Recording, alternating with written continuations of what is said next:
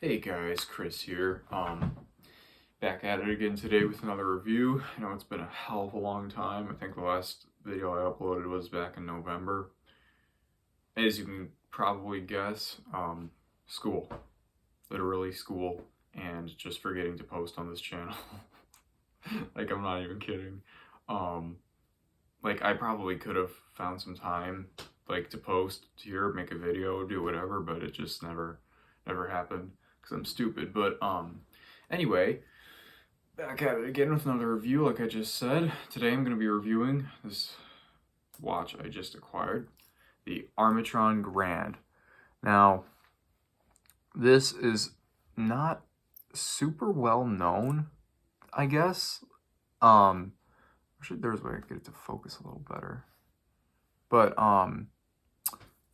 there's only one review of this watch on YouTube as far as I can find. And goes without saying, that's the only review I watched for this. That's the only review I watched for it, really, where I got most of my information about it. But this is a very cool little watch. And it is little. It's pretty small for a watch manufactured in now, you know, because there's generally a trend that watches are just supposed to be these huge monstrous things nowadays, you know, where 39 millimeters is super small and, like, you know, but this has vintage dimensions, right? So this thing is about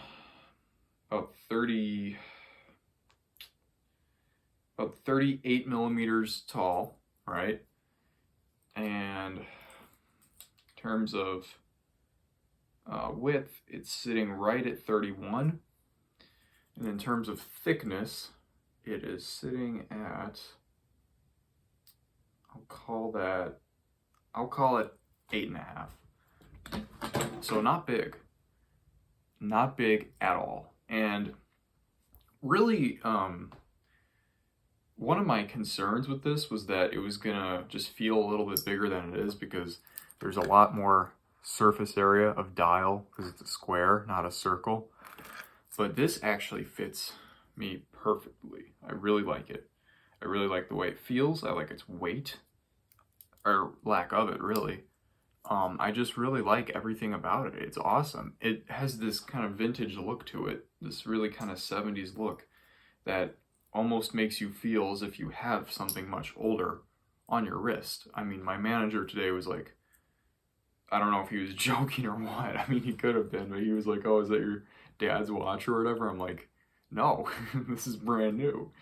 But I see where he's coming from, because it's got this kind of two-tone gold and kind of silver look to it, where you have the face of it is kind of a gold color, whereas the case and the about half of the bracelet of it is silver, and then of course the rest of it is like alternating gold kind of.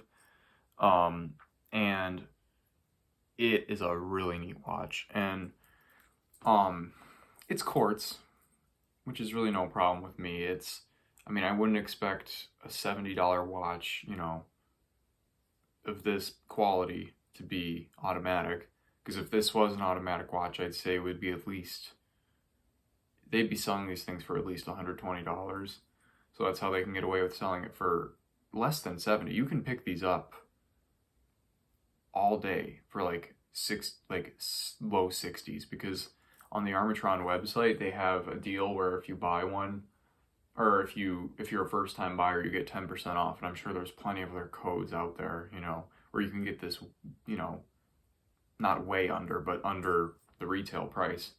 And speaking of getting it for retail price, the only thing kind of strange about this is that I have not seen it anywhere else, or I haven't seen it listed anywhere else besides Armitron's website. I mean, I've seen a used one on eBay for like $50 or so, but apart from that, I don't see them anywhere.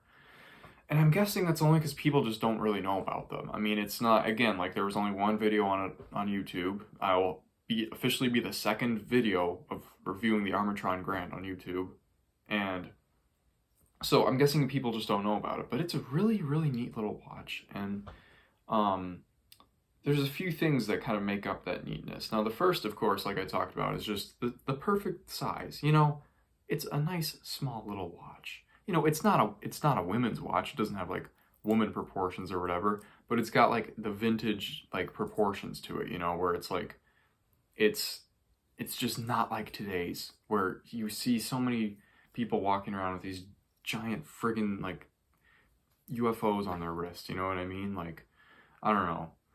There's kind of been a trend. There was a really interesting video I saw a while ago about how people think that Sylvester Stallone started the big watch trend back in the 90s, where he picked up this kind of abnormally large one in this foreign country and it kind of caught on. And but even if you look at it, even if you look at statistics of watchmakers, you even in huge brands like Rolex, you can see over the years they've just been making bigger watches for some reason, and I just don't think they look good. I think there's something to say about a nice, you know, elegant kind of piece of machinery, you know, not a huge thing you buy at the mall, you know what I mean? Like, I don't know. But like, so another really cool thing about this is it's kind of lack of circle jerky features, you know, like I've watched an unhealthy amount of watch videos on YouTube since, I don't know, September, and all of them are like, oh, you know, to be good, it's gotta be automatic. It has to have sapphire glass. It has to have 200 meters of water.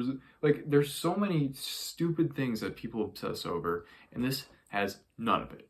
It has the opposites, if anything. So this glass, everyone obsesses over sapphire glass. This is either, I really can't tell if it's just mineral crystal or what do you call, like acrylic crystal. I kind of hope it's acrylic because everyone hates acrylic, but the really, really cool thing about acrylic crystal is that if you scratch it, you can buff it out with toothpaste.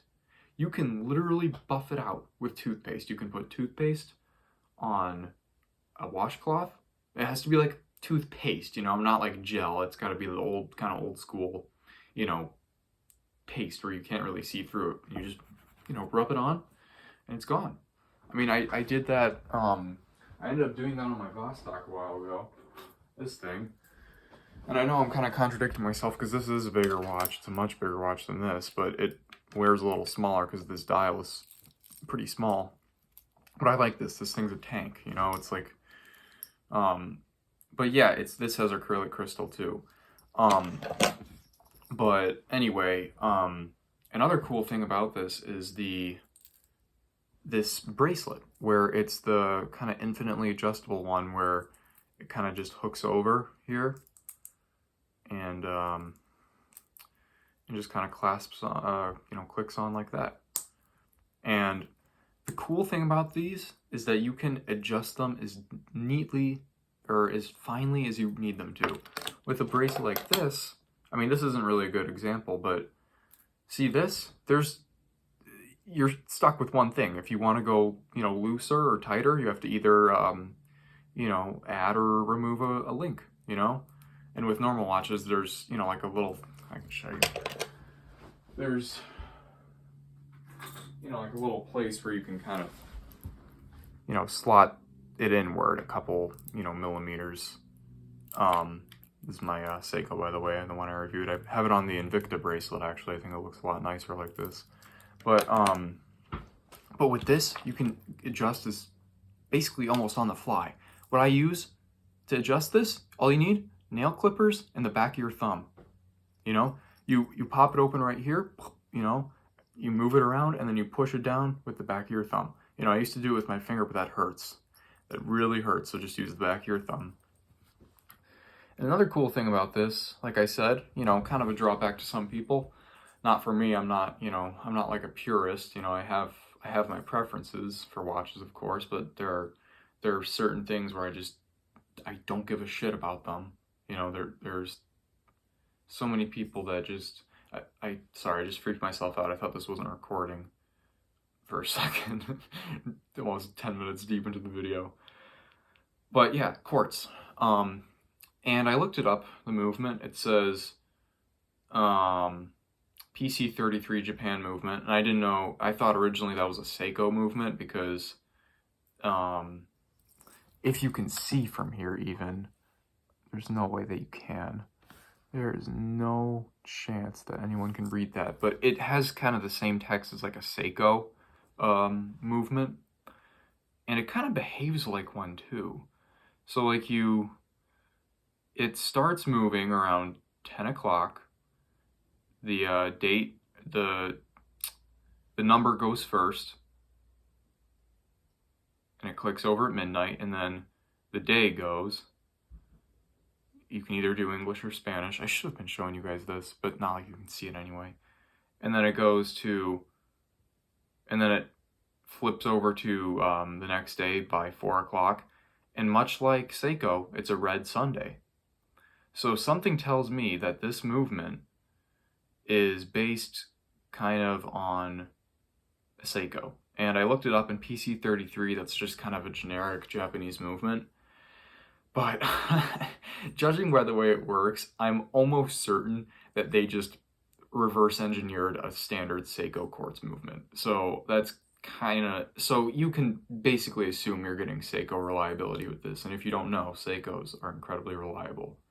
They're kind of, you know, I consider Casio more to be the Honda of watches, but I guess you could consider Seiko the, I don't know, the Acura of watches. I mean, both are made by Honda, but that's not the point. My point is both are very accurate. But anyway, not much water resistance with this. It says 100 feet, which is 30 meters. And of course, when you see 100 feet or 30 meters, it does not mean 100 feet or 30 meters. It means do not do more than splash it. You know what I mean? I don't know why they put that like that, you know, especially when it's, I just don't understand that. I don't understand why it can't just say splash proof or, you know, or have a more exact rating, like even 5 meters or, you know what I mean? Like, I don't know. But the one thing I'm not too jazzed about with this watch, really the only thing actually, is this snap-on case back. I really either like, you know, a screw down one, which you'll see on, you know, most watches like this one, you know, you can screw it down with a tool, or even like a screw in, which I can show you too, like what you get with a, like what you get with most cheap Casios. You know, you have literal screws that you can screw them into. This is just kind of a cheap snap-on thing, which again, is really about the only thing I'm not a fan of with it. But I mean, I'm not going to complain.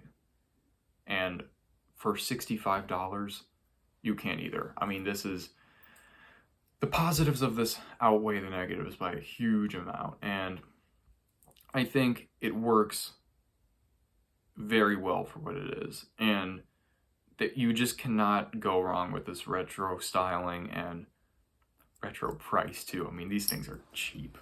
And if there's any watch enthusiast watching this that are, you know, wondering about crap, you know, I have a tiny wrist and it works like perfectly on it. So don't be intimidated by the square. I know the other dude that reviewed this, what's his name? I forgot what his name was. Oh, Pete from Chillin' with Watches. He reviewed it. He said that it wears a little bit bigger because it's a square, and I'm sure it does. I mean, I'm sure if it was the equivalent size circle, it would be much smaller. But, or if it was the same size as a circle, it would feel much smaller. But it like works absolutely fine with me, and I have a very small wrist. So don't be afraid to buy this thing. You won't regret buying it because it's really cool and it's really cheap. And on top of that, it's probably going to last you a hell of a long time because it's got probably a reverse engineered Seiko movement. So, you know, it's going to last forever. And even if it doesn't, you can always buy another one and get it shoved in there. You know what I mean? It's a cheap quartz movement. You know, watchmakers probably work on those things all the time. So my recommendation is to get one of these. I literally would give this thing like an 8 out of 10. The only two things I really don't like about it are the, you know, snap-on case back and the, you know, pretty low water resistance. I mean, you wouldn't really want to, you couldn't even take a shower with this thing, you know what I mean? I mean, you could probably get it, you know, if it's raining on the way to your car or whatever, it'll be fine. But apart from that, I wouldn't do much else with it water-wise. But either way, 8 out of 10. It's a solid little thing. It feels solid. And yeah, I mean, that's pretty much it. This video's at 15 minutes. Holy hell. Anyway, I will see you guys in the next one.